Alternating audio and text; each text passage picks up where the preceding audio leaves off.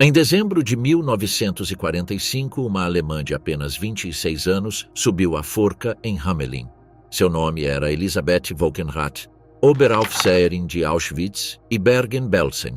Ela esteve diretamente envolvida nas seleções para as câmaras de gás, organizou punições coletivas e supervisionou a morte de milhares de prisioneiros.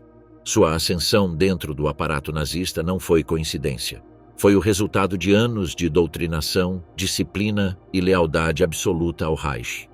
Ela não era uma figura isolada, fazia parte de uma rede na qual jovens alemãs comuns eram transformadas em agentes de genocídio. De Ravensbrück a Auschwitz, sua carreira foi marcada pela brutalidade sistemática e pela disposição de obedecer sem questionar. Quando os britânicos libertaram Bergen-Belsen em abril de 1945, as imagens de horror confirmaram seu papel central na máquina de extermínio. Como uma mulher comum se tornou uma das guardas mais temidas do Terceiro Reich, o que a levou a tamanha crueldade até o fim. De menina a fanática, o despertar do ódio. Elisabeth Mürlau nasceu em 5 de setembro de 1919, em Schönau an der Katzbach, uma vila rural na Silésia durante a República de Weimar. Seu pai, Joseph, trabalhava como empregado florestal, enquanto sua mãe administrava a casa e os 6 filhos da família. Sua vida foi marcada pelas dificuldades econômicas típicas das famílias da classe trabalhadora alemã na década de 1920. O contexto histórico determinou seu futuro. A Alemanha estava sofrendo com as consequências do Tratado de Versalhes. A hiperinflação devastava a economia e o ressentimento nacional se espalhava por todas as classes sociais. Em comunidades rurais como a dela, esses temas dominavam as conversas familiares e públicas, criando um ambiente propício a movimentos políticos extremistas. A jovem demonstrou habilidades acadêmicas limitadas desde a infância. Seus registros escolares a classificam como uma aluna medíocre, sem excelentes habilidades em disciplinas básicas. Depoimentos de ex-colegas e professores a descrevem como disciplinada, quieta e suscetível a influências externas. Sua família não tinha recursos para lhe proporcionar ensino superior ou opções de carreira. Em janeiro de 1933, quando Adolf Hitler foi nomeado chanceler, a adolescente tinha 13 anos. Sua geração se tornaria a primeira a ser sistematicamente moldada por instituições juvenis nacional-socialistas. Poucas semanas após a ascensão nazista, ela foi recrutada para a Bund Deutscher Mädel, a Liga das Moças Alemãs, uma organização que influenciaria profundamente seu desenvolvimento pessoal e ideológico. A Liga funcionava como o braço feminino da juventude hitlerista, liderada por Baldur von Schirach. Seu objetivo não era recreativo, mas sim doutrinador, transformar meninas alemãs em cidadãs leais do Reich, mães de futuros soldados e defensoras da pureza racial ariana. Na época de sua fundação, a organização contava com aproximadamente 100 mil membros. Em dezembro de 1933, sob pressão do novo regime, esse número havia aumentado 20 vezes. O uniforme era obrigatório, saia azul marinho, camisa branca e um lenço preto amarrado no pescoço. As atividades combinavam exercícios físicos, marchas, cânticos patrióticos e sessões ideológicas que ensinavam biologia racial, história do nacionalsocialismo e os fundamentos do antissemitismo. As meninas aprendiam a identificar características físicas judaicas, a compreender a suposta superioridade ariana e a aceitar a necessidade de eliminar elementos raciais considerados degenerados. Em 1936, a filiação a organizações juvenis nazistas tornou-se obrigatória para todos os alemães entre 10 e 17 anos. Judeus foram excluídos, reforçando o sentimento de pertencimento dos participantes a uma comunidade racialmente pura e privilegiada. Pela primeira vez na vida, ela encontrou um espaço onde se sentia importante e necessária. Os acampamentos de verão eram experiências intensas de formação ideológica.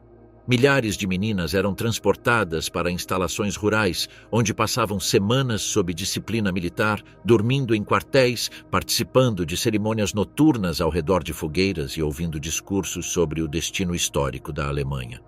Esses eventos reforçavam a sensação de participação em um movimento histórico. Participar dos comícios do Partido Nacional Socialista fazia parte do programa de treinamento. Junto com seus colegas de classe, ela viajou várias vezes a Nuremberg para participar dos congressos anuais, espetáculos de massa onde centenas de milhares de pessoas marchavam em meio a faixas com suásticas. A experiência psicológica foi devastadora. Os adolescentes não se viam como simples estudantes, mas como soldados de uma causa histórica destinada a transformar a Europa e o mundo. O sistema educacional alemão complementava a formação da Bund Deutscher Mädel. Nas salas de aula, retratos de Hitler tornaram-se onipresentes. Os livros didáticos foram substituídos por livros que exaltavam a figura do Führer, justificavam a expansão territorial alemã e descreviam os judeus como parasitas raciais, responsáveis por todos os males nacionais. Para as meninas, o currículo se concentrava em ciências domésticas, higiene racial e educação física.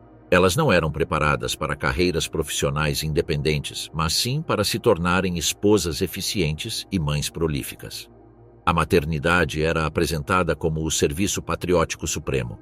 Gerar filhos saudáveis para o Reich representava uma contribuição tão valiosa quanto o serviço militar dos homens. A ginástica rítmica ocupava um lugar de destaque na preparação física. Os médicos alemães a consideravam especialmente adequada para fortalecer o corpo feminino sem comprometer sua capacidade reprodutiva. As sessões em grupo também promoviam a obediência coletiva e a uniformidade de pensamento. Após concluir o ensino fundamental, trabalhou como babá e auxiliar de cozinha. Em maio de 1938, conseguiu emprego em um salão de beleza local, onde permaneceu até o início da guerra. Esses empregos modestos não lhe ofereciam perspectivas de ascensão social, mas o nazismo lhe mostrou um caminho alternativo: o serviço direto ao Estado como forma de alcançar status e reconhecimento. Em 1940, ela completou seu serviço no Reichsarbeitsdienst für die weibliche Jugend, o serviço de trabalho do Reich para mulheres jovens. Durante 6 meses, mulheres entre 17 e 25 anos trabalharam em fazendas, fábricas ou instituições estatais sob um regime quase militar. Dormitórios compartilhados, uniformes cinzas, longas horas de trabalho físico e disciplina rigorosa preparavam as jovens para uma vida de serviço absoluto ao Estado. O Reichsarbeitsdienst reforçava a formação ideológica por meio de palestras noturnas sobre o papel das mulheres na nova Alemanha, recitação dos slogans do Führer e repetição de lemas como trabalho, fé e sacrifício. Os participantes saíam dessa experiência com um sentimento de total pertencimento à comunidade nacional socialista. Em 1941, ela tinha 22 anos e havia absorvido completamente a ideologia nazista.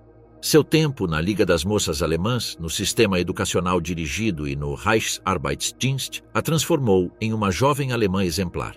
Disciplinada, obediente, com consciência racial e disposta a servir ao Reich em qualquer função necessária. Quando a SS começou a recrutar jovens mulheres para servir como guardas nos campos de concentração, ela viu a oportunidade de sua vida. Não se tratava de uma imposição, mas de um serviço voluntário que oferecia salários mais altos do que os de empregos civis, moradia, uniforme e o prestígio de colaborar diretamente com a elite do partido. Sua decisão de se alistar representou o ápice lógico de anos de inculcação e preparação ideológica. Em outubro de 1941, foi aceita como Aufseherin na SS. Sua designação inicial foi Ravensbrück, o maior campo de concentração feminino do Terceiro Reich, onde completaria sua transformação de uma jovem alemã comum em guarda do sistema de terror nazista. Ravensbrück, a oficina onde nasceu a crueldade.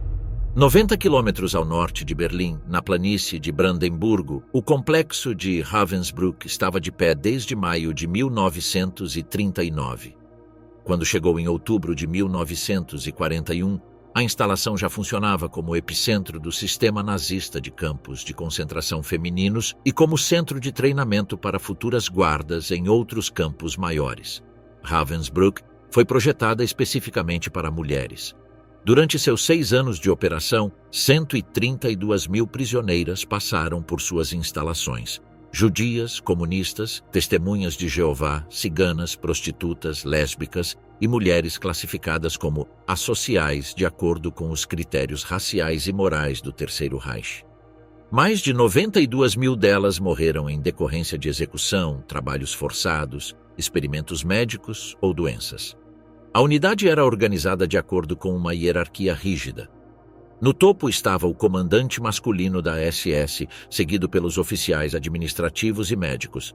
A Oberaufseherinnen supervisionava as guardas de base, enquanto as capos, prisioneiras com autoridade sobre as demais, ocupavam o degrau mais baixo da cadeia de comando. Ela entrava como Aufseherin rasa, no nível de entrada da equipe feminina. A instrutora era Dorothea Beans, uma jovem de 21 anos que havia ingressado no acampamento em 1939 como uma das primeiras guardas florestais. Beans vinha de uma família rural semelhante. Seu pai era guarda florestal em uma vila em Mecklemburgo. No entanto, ela havia desenvolvido uma reputação de sadismo que a tornava a treinadora ideal para novos recrutas. O treinamento não consistia em aulas teóricas, mas sim em imersão prática. Ela acompanhava Beans nas rondas matinais, observava métodos de punição e gradualmente participava da imposição de medidas disciplinares. A primeira lição foi fundamental. Os prisioneiros não eram seres humanos, mas sim material humano descartável, inimigos do Reich que mereciam qualquer tratamento que lhes fosse dispensado. Os prisioneiros acordavam às 4 da manhã ao som de apitos e gritos. Tinham apenas alguns minutos para arrumar seus beliches, fazer suas necessidades em latrinas imundas e se alinhar na praça central para o Appel, a contagem diária que podia durar horas. Durante esse ritual, os supervisores circulavam entre as fileiras, procurando qualquer desculpa para impor punições. Uma postura incorreta, um tremor involuntário, um olhar considerado insolente. Ela aprendeu a detectar esses sinais de insubordinação e a responder com agressividade imediata. Tapas eram a punição mais branda. Chutes, espancamentos com cacetetes de borracha e chicotadas eram as respostas habituais a infrações graves. Beans insistia que a compaixão era uma fraqueza inaceitável. Uma diretora eficaz deveria apreciar o poder que exercia sobre seus prisioneiros. As oficinas de trabalho forçado ocupavam a maior parte do dia. As detentas fabricavam uniformes, calçados e equipamentos para a Wehrmacht sob a supervisão direta dos guardas. Ela foi designada para uma dessas oficinas, onde sua função era garantir que as detentas mantivessem o ritmo de produção, não descansassem e não tentassem sabotar os materiais. Qualquer queda na produtividade era punida com privação de alimentos ou humilhação pública. A privação de alimentos era uma ferramenta fundamental de controle. As rações oficiais consistiam em pão preto, sopa de nabo aguada e, ocasionalmente, um pedaço de margarina ou linguiça de cavalo. Essas quantidades eram insuficientes para sustentar uma pessoa por longos períodos, especialmente considerando os dias extenuantes de trabalho físico. Os guardas podiam reduzir ainda mais essas rações como punição, condenando efetivamente os prisioneiros à fome. Rapidamente, ela desenvolveu habilidades para maximizar o sofrimento dos detentos. Obrigava os presos doentes a trabalhar até desmaiar, negava permissão para usar as latrinas por horas a fio e organizava punições coletivas, nas quais grupos inteiros perdiam suas rações pelas supostas transgressões de uma única pessoa. Esses métodos não só serviam para fins punitivos, como também para demonstrar sua eficácia como diretora aos seus superiores. A partir do verão de 1942, Ravensbrück tornou-se palco de experimentos médicos dirigidos pelo Dr. Karl Gebhardt e seus assistentes Hertha Oberhäuser e Fritz Fischer. Os testes incluíam fraturas ósseas deliberadas, infecção de feridas com bactérias altamente tóxicas, amputações sem anestesia e esterilizações forçadas. As supervisoras atuavam como assistentes logísticas, transportavam as vítimas, as imobilizavam durante os procedimentos e garantiam que não protestassem ou tentassem escapar. Mais tarde, ela negou qualquer conhecimento desses experimentos, mas em um espaço tão confinado, era impossível não ouvir os gritos que emanavam do quartel médico. Depoimentos de sobreviventes confirmam que os guardas discutiam os experimentos entre si e, às vezes, apostavam quanto tempo as vítimas sobreviveriam. A cultura de brutalidade em Ravensbrück não se limitava ao horário de trabalho. Os guardas viviam em alojamentos separados, onde se envolviam em rituais de endurecimento psicológico. Binns organizava sessões em que os recrutas se revezavam para abusar de prisioneiros selecionados aleatoriamente. O exercício era apresentado como um treinamento prático necessário para superar qualquer resquício de humanidade ou compaixão. Execuções públicas faziam parte do programa de treinamento. Os prisioneiros eram forçados a testemunhar enforcamentos ou fuzilamentos enquanto os guardas observavam suas reações. A jovem aprendeu a distinguir entre diferentes tipos de medo e a usar essa informação para exercer um controle psicológico mais eficaz. Ravensbrück também serviu como centro de distribuição de guardas femininas para outros complexos. Aproximadamente 3.500 mulheres passaram por treinamento em suas instalações antes de serem enviadas para Auschwitz, Bergen-Belsen, Majdanek ou Dachau. O local havia conquistado a reputação de Universidade do Terror, onde jovens alemãs comuns aprendiam a se tornar agentes eficazes de genocídio. Relatórios de avaliação durante sua estadia a descrevem como uma guarda promissora, disciplinada, obediente às ordens superiores e capaz de infligir abusos sem hesitação. Esses relatórios positivos permitiram que ela solicitasse transferência para campos estrategicamente mais importantes. Em março de 1942, após 5 meses em Ravensbrück, ela solicitou transferência para Auschwitz-Birkenau. O complexo polonês estava se expandindo rapidamente para se tornar o principal centro de extermínio de judeus europeus, e a SS precisava de supervisores experientes para dirigir as operações.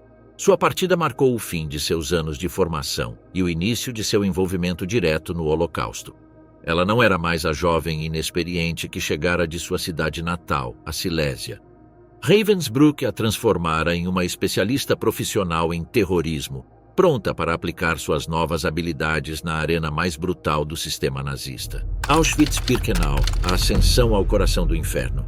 Em março de 1942, Elisabeth Volkenrath, que adotara esse sobrenome após se casar com um Unterscharführer da SS, chegou ao complexo de Auschwitz-Birkenau, epicentro do programa de extermínio nazista conhecido como Solução Final. Sua experiência em Ravensbrück a preparara para atuar no sistema de campos de concentração, mas nada poderia tê-la preparado para a escala industrial do genocídio que ela encontraria na Polônia.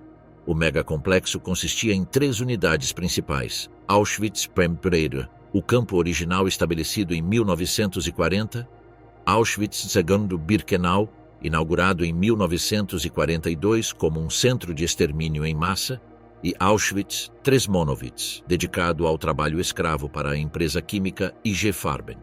Mais de 40 subcampos satélites completavam o sistema. Durante sua operação, 1,3 milhão de pessoas foram deportadas para o complexo, das quais 1,1 milhão foram assassinadas. Inicialmente, ela foi designada para uma oficina de alfaiataria, onde grupos de prisioneiros consertavam uniformes sob vigilância constante. O papel deles era manter a ordem, evitar sabotagens e garantir que as cotas de produção fossem cumpridas. Os prisioneiros trabalhavam 12 horas por dia com ferramentas rudimentares, sem aquecimento durante o inverno e sob constante ameaça de punição física por qualquer atraso. As condições de sobrevivência na oficina refletiam a lógica genocida do sistema. Os trabalhadores recebiam rações mínimas de subsistência, 300 gramas de pão preto, 1 litro de sopa de nabo e, ocasionalmente, margarina ou linguiça. Essas quantidades eram calculadas para manter os prisioneiros vivos por tempo suficiente para completar tarefas produtivas, mas não o suficiente para permitir a recuperação física ou a resistência organizada. Ele desenvolveu métodos específicos para maximizar a produtividade por meio do terror. Selecionava prisioneiros aleatoriamente para punições exemplares, obrigava-os a trabalhar em pé por horas extras e retinha suas rações alimentares por infrações inventadas. Esses métodos não eram meramente uma resposta a ordens superiores, mas também refletiam sua iniciativa pessoal de demonstrar eficácia à hierarquia da SS. Em dezembro de 1942, ela foi promovida ao depósito de encomendas de Birkenau, um cargo de maior responsabilidade que a colocava em controle direto sobre a vida e a morte dos prisioneiros. O depósito recebia encomendas enviadas por parentes ou por organizações como a Cruz Vermelha, contendo alimentos, remédios e roupas que raramente chegavam integralmente aos destinatários. Seu novo cargo lhe dava a supervisão de 25 a 30 presos, com a tarefa de abrir, separar e redistribuir pacotes.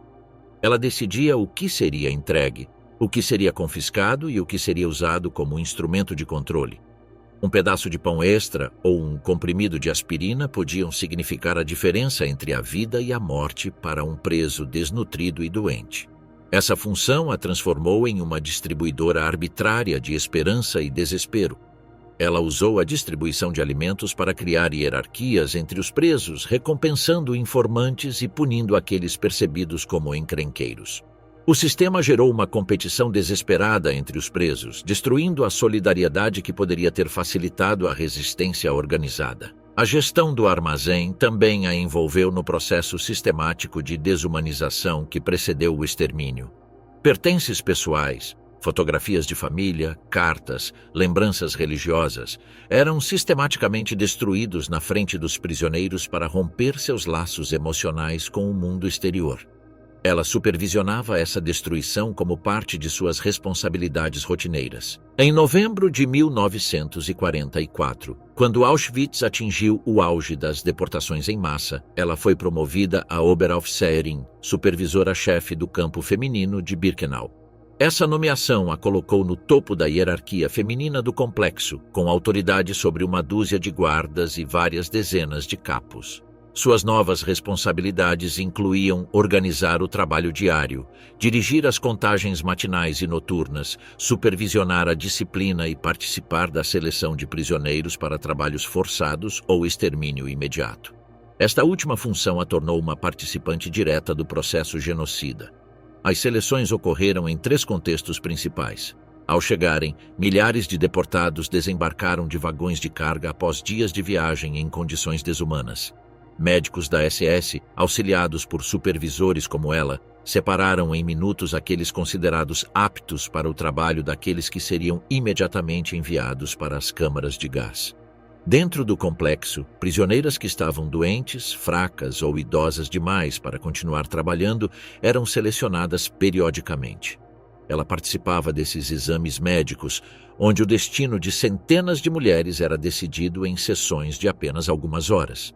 Seu julgamento não se baseava em considerações médicas objetivas, mas em avaliações arbitrárias de produtividade potencial. O Hospital dos Prisioneiros era o 3º local de seleção. Os pacientes que não se recuperavam rapidamente eram marcados para extermínio como medida de higiene do campo. Ela supervisionava esses processos, garantindo que os prisioneiros selecionados fossem transportados sem resistência para as câmaras de gás. Testemunhos coletados durante os julgamentos do pós-guerra descrevem seu comportamento durante as seleções. A sobrevivente Vera Fischer testemunhou que a viu separar pessoalmente 1.400 prisioneiros, dos quais apenas 300 foram destinados ao trabalho forçado e o restante ao extermínio imediato. Outras testemunhas a descreveram caminhando entre as fileiras de mulheres nuas, apontando casualmente para a direita ou para a esquerda, determinando assim quem viveria ou morreria.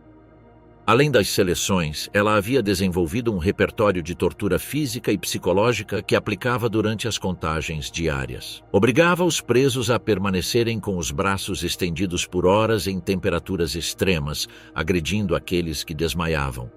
Organizava sessões de exercícios esportivos, nas quais os presos eram forçados a correr, pular, rastejar no cascalho ou marchar descalços até a exaustão completa. A privação deliberada de alimentos era sua ferramenta preferida de controle. Ela retirava rações inteiras de blocos inteiros como punição coletiva, argumentando que os prisioneiros tinham comido demais. Essa prática não era uma resposta a ordens específicas de cima, mas sim a sua interpretação pessoal de como manter a disciplina por meio da inanição sistemática. Sua reputação de crueldade espalhou-se por todo o complexo de Auschwitz. Os prisioneiros a conheciam como uma das guardas mais temidas, capaz de extrema brutalidade sem provocação aparente. Testemunhos descrevem espancamentos que deixavam as vítimas inconscientes, punições que duravam dias e humilhações públicas destinadas a violar a dignidade humana das detentas. Em 1943, ela contraiu tifo, uma doença endêmica em Auschwitz, devido à superlotação e à falta de higiene. Foi transferida para a enfermaria dos funcionários da SS, onde recebeu tratamento médico abrangente que lhe salvou a vida. Essa experiência contrastava fortemente com o destino dos prisioneiros que contraíam a mesma doença. Eram enviados diretamente para as câmaras de gás para evitar a infecção. Durante o verão e o outono de 1944, Auschwitz viveu seu período mais intenso de extermínio com a chegada de mais de 400 mil judeus húngaros. A maioria foi assassinada poucas horas após a chegada. Como Oberaufseherin, ela esteve diretamente envolvida na gestão desse processo massivo de extermínio, supervisionando as seleções e organizando o trabalho de seus guardas subordinados. Quando as tropas soviéticas se aproximaram do complexo em janeiro de 1945, a evacuação em massa começou. Dezenas de milhares de prisioneiros foram forçados a participar de marchas da morte, caminhadas forçadas em temperaturas de 20 graus Celsius negativos e com pouca comida. Eles deixaram Auschwitz em 18 de janeiro de 1945, após quase 3 anos de serviço no epicentro do Holocausto. Seu tempo em Auschwitz a transformou de guarda intermediária em uma das mulheres mais poderosas dentro da estrutura feminina do campo mais mortal do sistema nazista.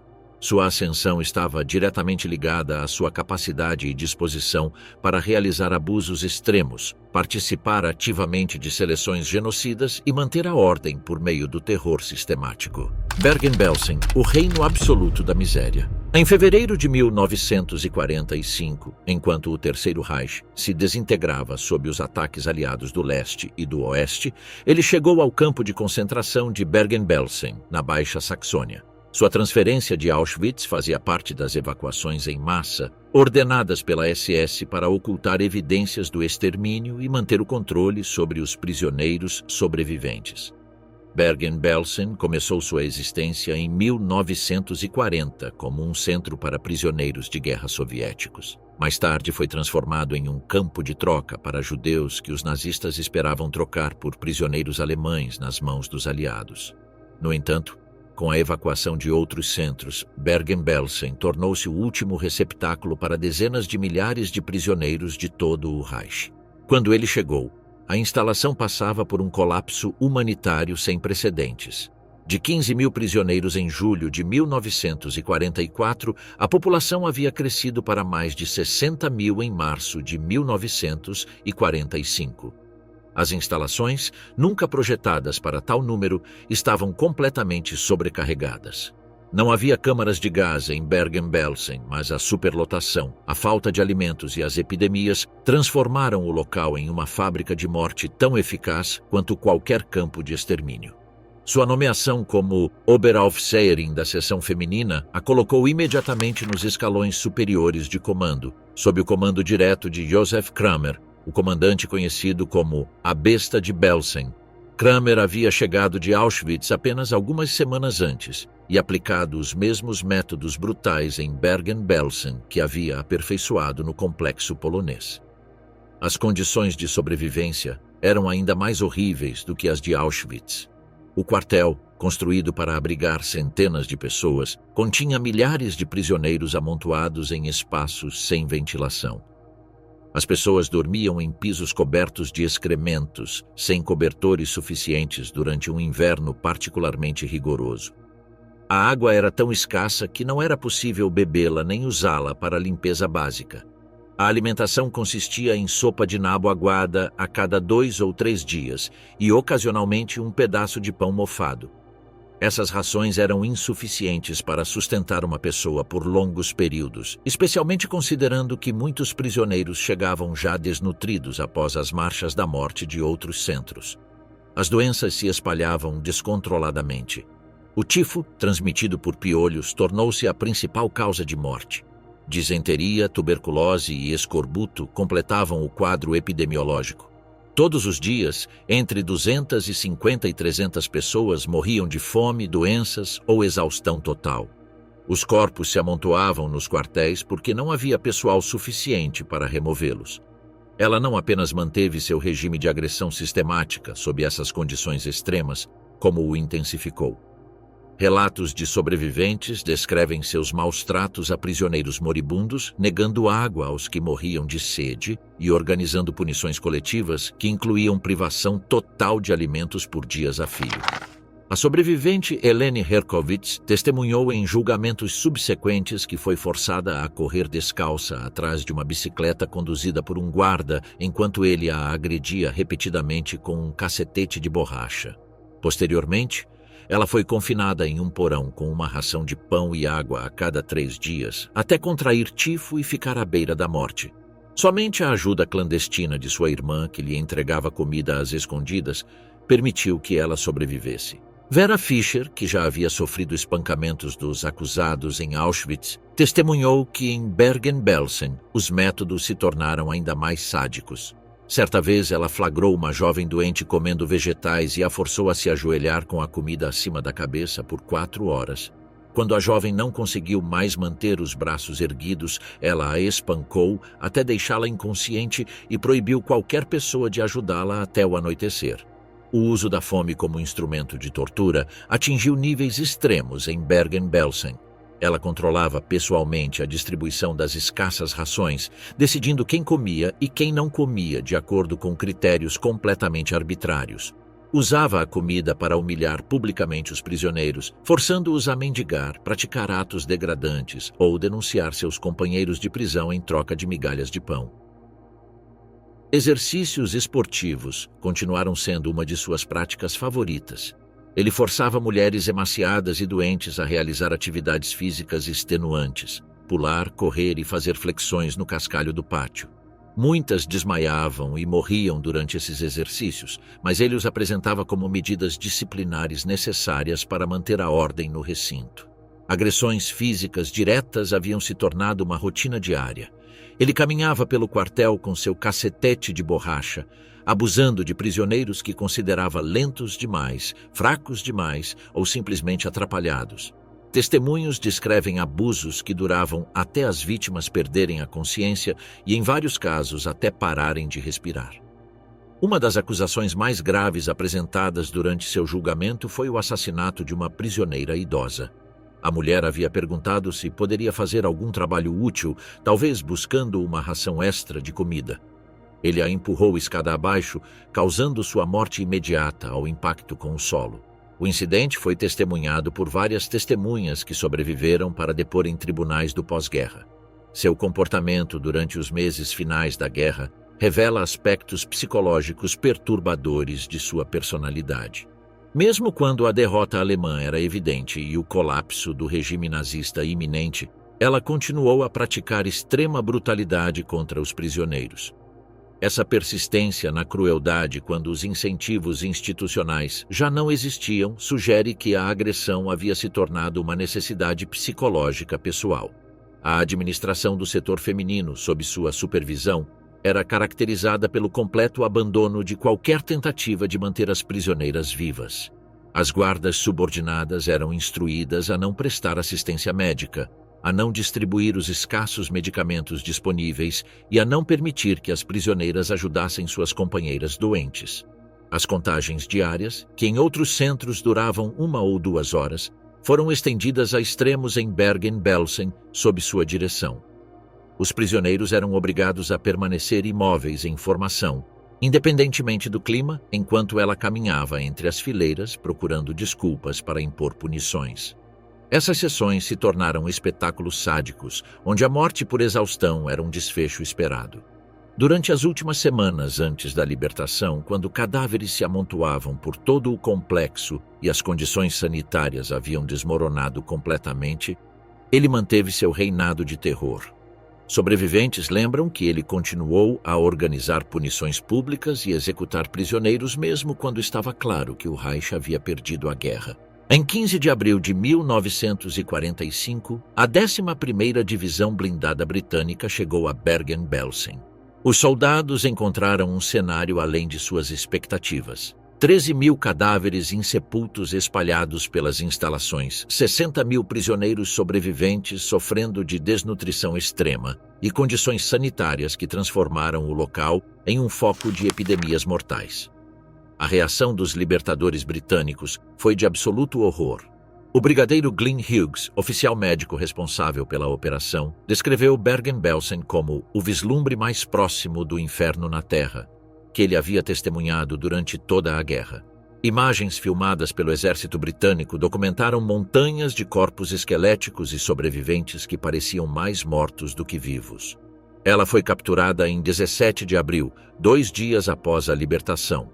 Os britânicos a encontraram ainda no complexo, onde havia sido mantida com outros membros da SS. Sua decisão de não fugir, ao contrário de muitos outros guardas, poderia ser interpretada como uma confiança cega de que suas ações seriam justificadas ou como uma completa desconexão com a realidade de sua situação. Soldados britânicos forçaram o réu e outros guardas capturados a enterrar os corpos em valas comuns. Imagens desses eventos mostram as mulheres da SS jogando os corpos esqueléticos nas valas com a mesma indiferença demonstrada ao longo dos anos de funcionamento do centro. Essa documentação visual se tornaria uma evidência crucial durante os julgamentos subsequentes. Seu comportamento durante os primeiros dias de cativeiro britânico refletiu a mesma falta de remorso que caracterizou sua carreira como guarda. Quando questionada sobre as condições dentro do complexo, ela respondeu que havia feito apenas o que lhe fora ordenado e que as mortes em massa se deviam a circunstâncias fora de seu controle. O impacto de Bergen-Belsen na opinião pública mundial foi imediato e duradouro. Imagens do centro libertado tornaram-se símbolos do horror nazista e provas irrefutáveis de que o Holocausto havia sido uma realidade sistemática. Seu nome ficou para sempre associado a esse apocalipse humano, e seu papel como Oberaufseherin a tornou uma das principais perpetradoras da catástrofe humanitária. A rede de companheiros, hierarquia e cumplicidade no terror. O sistema de campos de concentração nazista era sustentado por redes humanas, não por indivíduos isolados. Elisabeth Wolkenrath fazia parte de um círculo de guardas que, juntamente com seus superiores, consolidaram um sistema de repressão que operava com a precisão de uma máquina. Seus relacionamentos com outras mulheres uniformizadas e com os comandantes que as comandavam fornecem insights sobre como esse mecanismo funcionava. Quando chegou a Ravensbrück em 1941, seu aprendizado foi moldado pela influência de Dorothea Binz. Com apenas 1 ano de idade, Binz já havia conquistado notoriedade no campo por sua brutalidade e seu papel como instrutora de novos recrutas. Ela não dava aulas em salas de aula nem repassava manuais escritos. Ensinava na prática, durante patrulhas, contagens e inspeções. Sob sua supervisão, Wolkenrath descobriu que a autoridade de um guarda-prisioneiro se baseava na falta de compaixão, na disciplina férrea e na punição coletiva como instrumento de controle. Essa relação de subordinação tornou-se o molde que definiu seu comportamento subsequente. O que aprendeu com Binz em Ravensbrück aplicaria mais tarde em Auschwitz e Bergen-Belsen, repetindo o mesmo padrão de crueldade para treinar outras pessoas. A carreira de Wolkenrath atingiu o auge em Auschwitz, onde atuou como supervisora-chefe do campo feminino. Lá conheceu Irma Grese, uma das guardas mais jovens e temidas. Grese tinha pouco mais de 20 anos e já havia conquistado a reputação de sádica entre as prisioneiras. Wolkenrath estava acima dela na hierarquia, mas as duas funcionavam como engrenagens complementares. A primeira organizava, dava ordens e supervisionava. A segunda executava essas ordens com um entusiasmo brutal que se tornou sua marca registrada. Não eram amigas nem companheiras próximas emocionalmente, mas compartilhavam uma cumplicidade profissional que se reforçava nas tarefas mais difíceis, como a seleção de prisioneiras recém-chegadas, onde juntas decidiam o destino imediato de centenas de mulheres. Se Grese simbolizava a juventude radicalizada, Juana Bormann representava o status de veterana. Ela havia servido em vários campos desde o final da década de 1930 e era conhecida por sua brutalidade tanto com os prisioneiros quanto com os animais sob sua custódia. Wolkenrath compartilhou a vida com ela, primeiro em Auschwitz e depois em Bergen-Belsen. O relacionamento deles era marcado pelo peso da experiência de Bormann, mas também pela autoridade formal de Volkenrath, que já havia ascendido ao posto mais alto entre os guardas. Esse equilíbrio formava uma dupla eficaz: a veterana, endurecida por anos de serviço, e a líder que sabia como explorar essa dureza para consolidar seu domínio sobre o campo feminino. Acima de todos eles estava Josef Kramer, o comandante de Auschwitz-Birkenau e mais tarde de Bergen-Belsen. Kramer era um oficial calculista, apelidado de A Besta de Belsen por sua frieza administrativa e capacidade de impor disciplina. Foi ele quem promoveu Volkenrath, confiando em sua eficiência organizacional e disposição para aplicar punições sem hesitação. A relação entre os dois era de subordinação, mas também de confiança. Kramer precisava de alguém capaz de controlar milhares de prisioneiras no setor feminino, e ela desempenhou esse papel com eficiência implacável. Em Bergen-Belsen, todas essas mulheres se uniram no ato final da tragédia. Kramer comandava o grupo, Volkenrath era a chefe da seção feminina, Greze era a temida guarda e Bormann era uma veterana de crueldade sem fim. Juntas formavam um núcleo de poder operando em meio ao colapso final do Terceiro Reich. Enquanto epidemias e fome devastavam dezenas de milhares de prisioneiras, a rede de mulheres continuava a funcionar, administrando punições, distribuindo as escassas rações e mantendo uma disciplina absurda em meio ao caos. A gota d'água veio em 1945, quando todos foram capturados pelas forças britânicas e colocados no mesmo banco dos réus nos julgamentos de Belsen. O regime em colapso, a captura em Belsen. Sua captura em 17 de abril de 1945 marcou o início do processo judicial que a tornaria um dos casos mais documentados de criminosas de guerra nazistas. Sua detenção pelas forças britânicas não foi coincidência. Ela permaneceu em Bergen-Belsen mesmo após sua libertação, supervisionando, juntamente com outros membros da SS, as operações funerárias ordenadas pelos novos administradores militares. Os britânicos imediatamente organizaram a coleta de provas. Centenas de sobreviventes foram entrevistados, milhares de fotografias foram tiradas das condições dentro do centro e relatos de testemunhas oculares foram filmados. Ela foi separada dos prisioneiros libertados para evitar linchamentos, mas sua identidade e funções foram rapidamente estabelecidas a partir de registros administrativos alemães e dos depoimentos de várias testemunhas. Os julgamentos de Belsen começaram em 17 de setembro de 1945, em Lüneburg, dentro da zona de ocupação britânica. Foi o primeiro grande julgamento organizado pelo Reino Unido contra criminosos de guerra nazistas, estabelecendo precedentes legais e processuais que influenciariam julgamentos subsequentes. O tribunal era composto por oficiais militares britânicos, servindo como juízes, enquanto a acusação era conduzida por juristas especializados em direito internacional. 45 pessoas foram processadas, incluindo 16 guardas em Auschwitz e Bergen-Belsen. Ela ocupava uma posição de destaque entre os acusados devido à sua posição como Oberaufseherin e à abundância de depoimentos que apontavam para sua responsabilidade direta por assassinato, tortura e participação em seleções de extermínio. As acusações contra a ré se enquadravam em 3 categorias principais: crimes de guerra, crimes contra a humanidade e conspiração para cometer genocídio. A promotoria argumentou que sua posição hierárquica a tornava responsável tanto por suas ações diretas quanto pelas dos guardas sob sua supervisão. As provas apresentadas pela promotoria britânica foram contundentes.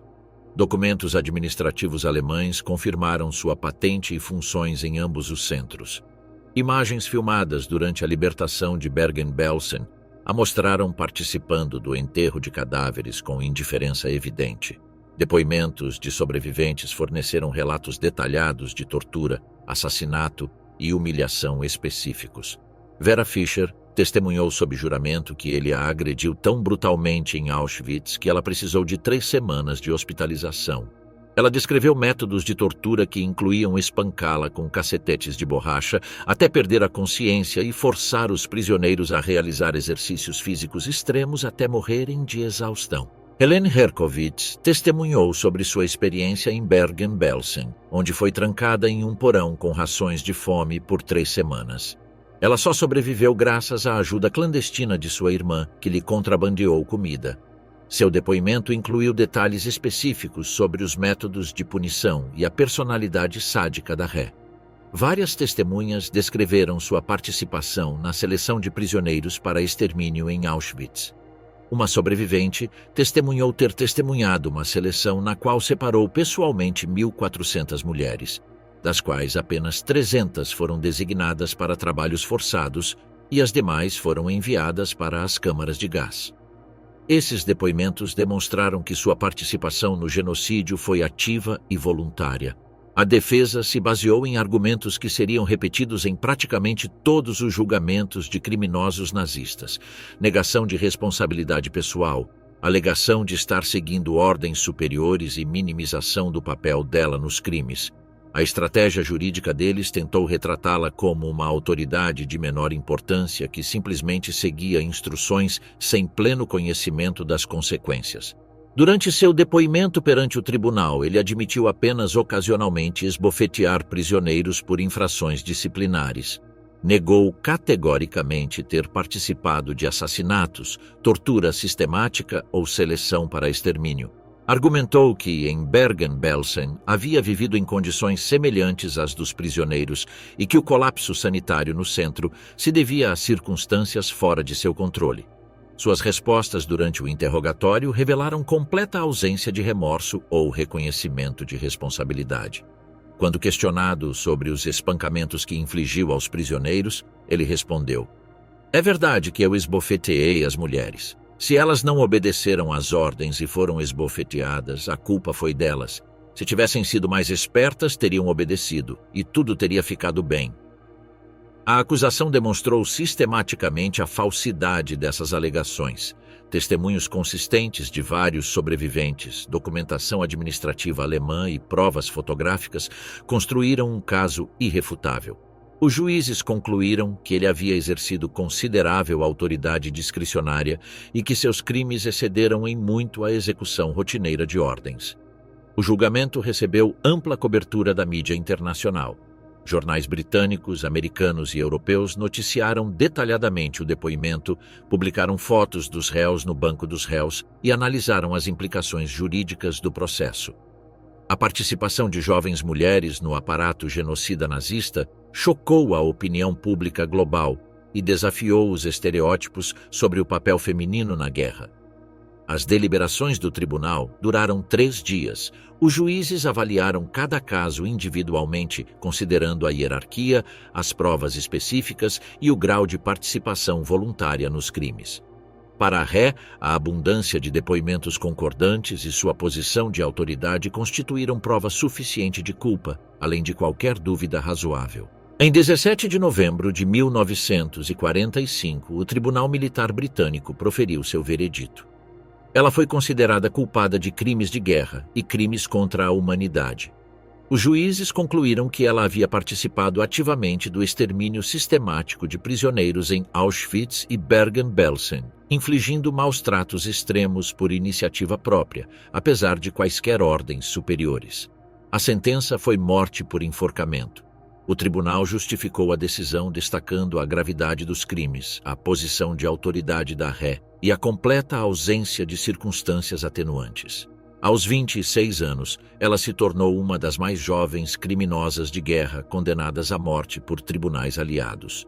A reação pública ao veredito foi de ampla aprovação. A mídia interpretou a decisão como prova de que a justiça aliada não faria distinções com base em gênero ou idade ao lidar com crimes contra a humanidade. O caso estabeleceu precedentes importantes sobre a responsabilidade individual em sistemas genocidas e a irrelevância de ordens superiores como justificativa legal. Ele recebeu a notificação de sua sentença com a mesma indiferença demonstrada durante todo o julgamento. Não expressou remorso, nem apelou por misericórdia, nem apelou. Seu comportamento reforçou a imagem de alguém que havia perdido completamente qualquer conexão com os valores morais ou humanos básicos. Sua transferência para a prisão de Hamelin para aguardar a execução foi realizada sob rigorosas medidas de segurança. As autoridades britânicas temiam tentativas de resgate por grupos nazistas clandestinos ou ataques de vingança por sobreviventes do Holocausto. Ela foi mantida em uma cela individual sob vigilância constante até a data marcada para sua execução. A forca de Hamelin, o fim de Elisabeth Walkenrath. A prisão de Hamelin, uma fortaleza medieval convertida em prisão militar na Baixa Saxônia, tornou-se seu destino final após sua sentença de morte nos julgamentos de Belsen. Nas semanas seguintes ao veredito, em 17 de novembro de 1945, ele permaneceu em confinamento solitário, aguardando a execução junto com outros 13 condenados no mesmo julgamento. As instalações da prisão haviam sido especificamente modificadas para abrigar criminosos de guerra nazistas. Uma ala separada do prédio principal continha as celas para os condenados à morte, constantemente vigiadas por soldados britânicos armados. Em uma sala adjacente, o carrasco Albert Pierre Point supervisionava a instalação da forca onde as sentenças seriam executadas. Pierre Point era o carrasco oficial do Reino Unido, herdeiro de uma tradição familiar que remontava a 3 gerações. Ele havia executado mais de 400 pessoas na Grã-Bretanha antes da guerra e, em 1945, foi designado para executar criminosos nazistas condenados em julgamentos militares britânicos.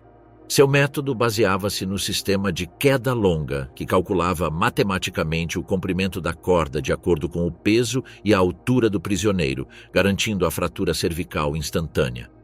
Em dezembro de 1945, Hamelin abrigou os principais prisioneiros condenados dos julgamentos de Belsen: Joseph Kramer, comandante de Auschwitz-Birkenau e último comandante de Bergen-Belsen; Irma Grese, a guarda de 22 anos conhecida como a Hiena de Auschwitz; Juana Bormann, supervisora veterana em vários locais e a mulher condenada, juntamente com outros 10 réus homens. Em 12 de dezembro, os prisioneiros foram oficialmente informados de que as execuções ocorreriam na manhã seguinte. A notícia não foi nenhuma surpresa. Todos os recursos foram rejeitados e as autoridades militares britânicas expressaram sua intenção de prosseguir com as sentenças rapidamente, enviando uma mensagem inequívoca sobre a justiça aliada. Ele recebeu a notificação com a mesma indiferença emocional que caracterizou seu comportamento durante o julgamento.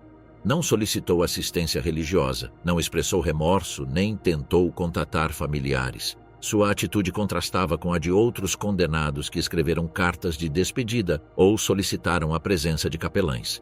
A manhã de 13 de dezembro de 1945 amanheceu fria e nublada. Desde as primeiras horas, a prisão foi cercada por cordões de segurança militar. Oficiais britânicos de alta patente, médicos militares, correspondentes de imprensa credenciados e funcionários da corte foram autorizados como testemunhas oficiais das execuções. Pierre Point realizou uma inspeção final do equipamento. A sala de execução continha uma forca dupla que permitia a execução simultânea de 2 pessoas, acelerando o processo quando havia vários condenados. O mecanismo consistia em alçapões metálicos controlados por uma alavanca central que causava a queda e a fratura simultâneas do pescoço devido à tensão da corda. A ordem das execuções já havia sido previamente estabelecida. As mulheres seriam executadas primeiro, seguidas pelos homens.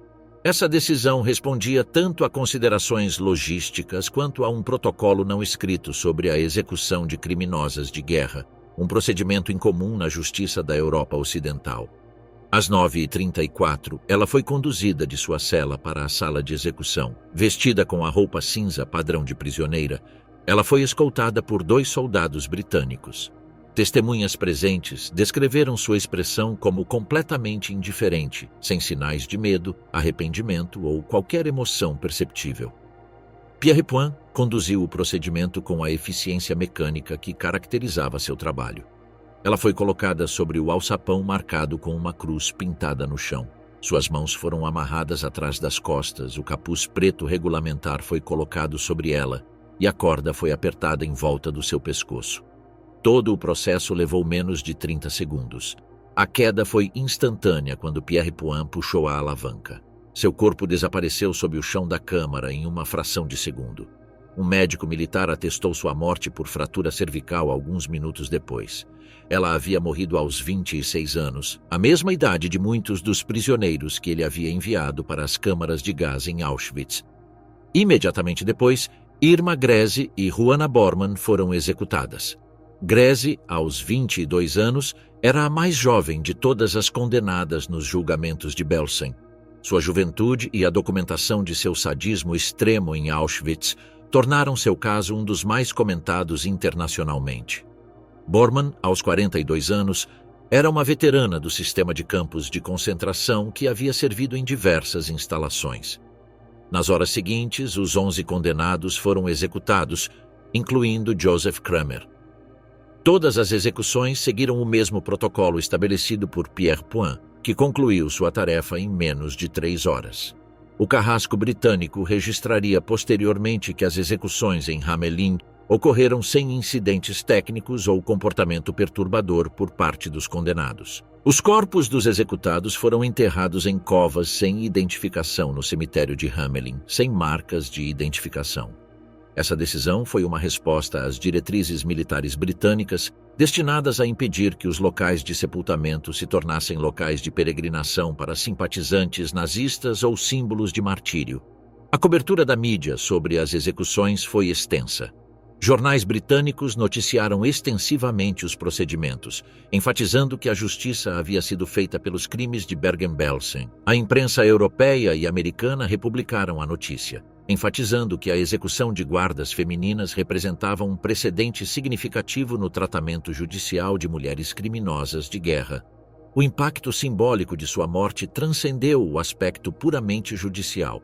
Representou a queda definitiva do aparato nazista de terror e a responsabilização pelos crimes do Holocausto.